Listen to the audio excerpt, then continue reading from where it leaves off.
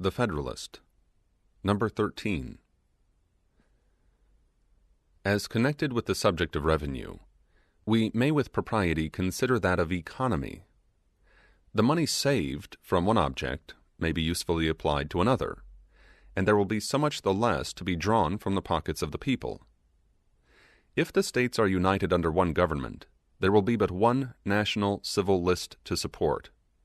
If they are divided into several confederacies, there will be as many different national civil lists to be provided for, and each of them, as to the principal departments, coextensive with that which would be necessary for a government of the whole. The entire separation of the states into 13 unconnected sovereignties is a project too extravagant and too replete with danger to have many advocates. The ideas of men who speculate upon the dismemberment of the empire seem generally turned toward 3 confederacies, one consisting of the 4 northern, another of the 4 middle, and a third of the 5 southern states. There is little probability that there would be a greater number. According to this distribution, each confederacy would comprise an extent of territory larger than that of the Kingdom of Great Britain. No well-informed man will suppose that the affairs of such a confederacy can be properly regulated by a government less comprehensive in its organs or institutions than that which has been proposed by the convention.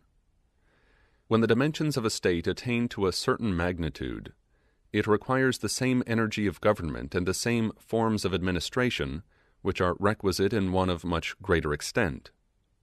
This idea admits not of precise demonstration because there is no rule by which we can measure the momentum of civil power necessary to the government of any given number of individuals. But when we consider that the island of Britain, nearly commensurate with each of the supposed confederacies, contains about 8 millions of people, and when we reflect upon the degree of authority required to direct the passions of so large a society to the public good, we shall see no reason to doubt that the like portion of power would be sufficient to perform the same task in a society far more numerous.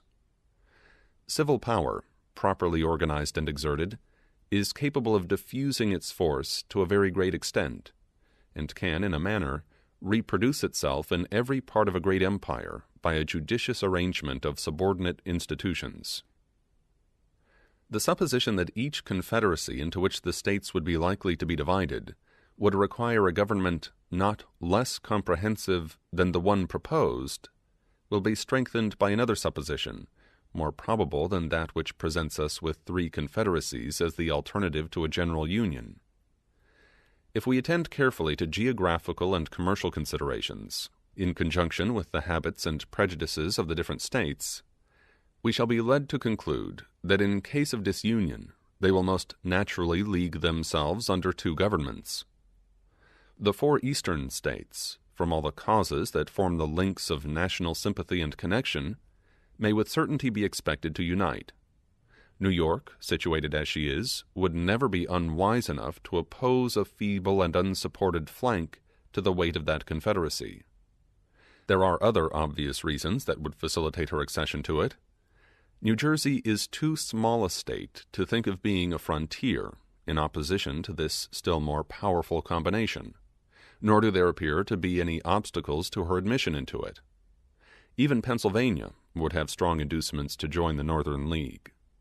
An active foreign commerce on the basis of her own navigation is her true policy, and coincides with the opinions and dispositions of her citizens. The more southern states, from various circumstances, may not think themselves much interested in the encouragement of navigation. They may prefer a system which would give unlimited scope to all nations to be the carriers as well as the purchasers of their commodities. Pennsylvania may not choose to confound her interests in a connection so adverse to her policy. As she must at all events be a frontier, she may deem it most consistent with her safety to have her exposed side turned towards the weaker power of the southern, rather than towards the stronger power of the northern confederacy. This would give her the fairest chance to avoid being the Flanders of America. Whatever may be the determination of Pennsylvania, if the Northern Confederacy includes New Jersey, there is no likelihood of more than one confederacy to the south of that state. Nothing can be more evident than that the 13 states will be able to support a national government better than one half or one third, or any number less than the whole. This reflection must have great weight in obviating that objection to the proposed plan, which is founded on the principle of expense, an objection, however, which, when we come to take a nearer view of it, will appear in every light to stand on mistaken ground.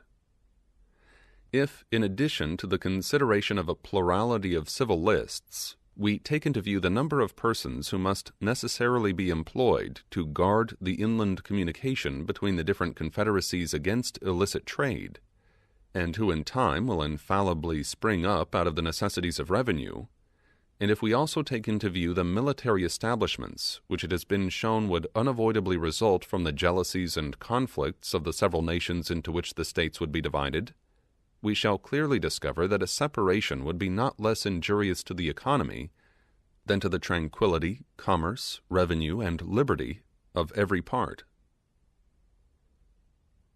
Publius.